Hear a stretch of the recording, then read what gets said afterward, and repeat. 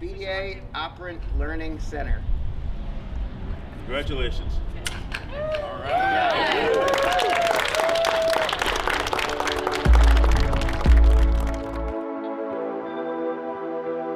So DiNovi Associates, we're over 6 states throughout the United States, and we use behavioral science to help kids and adults progress through learning opportunities and behavioral challenges. 2,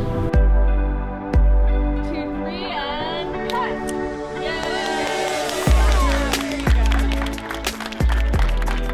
Yay! Heather Cooper was able to bring in some folks from Senator Singleton's office. She was able to bring in some of the freeholders. And these folks really, for the first time I've been part of, some sort of public recognition for the hard work that these folks are doing downstairs.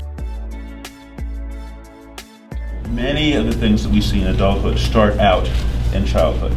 And early intervention, we know that works. The earlier you get to a problem, I don't care if it's for diabetes or high blood pressure or renal, whatever it is, and mental health, the earlier you can intervene, make changes in someone's life, you can really change the arc of where they're going. And so this is critical, and we're certainly working on that now in the legislature. We had a discussion about that this morning, because we're seeing now, unfortunately, quite a lot of mental health disorders manifesting themselves now or at least we're recognizing that they're there and deciding we have to do something about it, because we know we can change someone's life if we do. Increase their educational capability, which increases their horizons throughout their life, less medications, less interventions, and a happier, healthier life.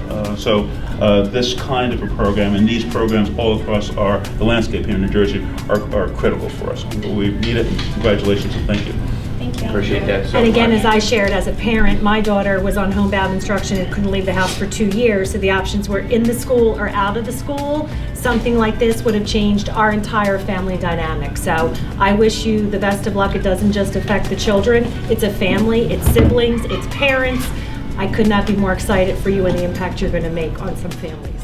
We call it the Operant Learning Center so that we can pass along Dr. Julie Vargas's father's legend, which is operant conditioning and using positive reinforcement to inspire kids to shape behavior, both decrease problem behavior by reinforcing alternative behaviors that replace the problem behavior, and operant learning in terms of their ability to rapidly learn and have individualized, customized training programs. So it's something we always dreamed about having here, right here in Mt Laurel. So I've noticed kids are traveling really far, and their school districts are sending them because they know it's a temporary clinic/learning center.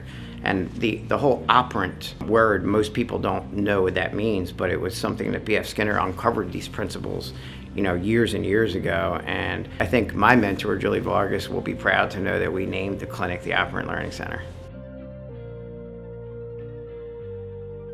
There can be kids with very severe learning deficits, or they can be really intelligent individuals with behavioral issues. And either one of those will hand someone with behavioral challenges we'll work with, or someone with severe learning deficits, or both.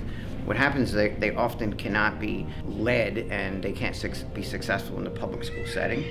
But what often happens is these individuals or learners end up going to a very restrictive private setting. And what happens is they often don't transfer back. And the law says, according to LRE, or least restrictive environment, an individual, a learner, ages 3 to 21 is supposed to transition back to their home public school or the less restrictive setting. So I think that we're one of the few clinics in the state that actually temporarily serves kids, gets them ready to go back to their home public district.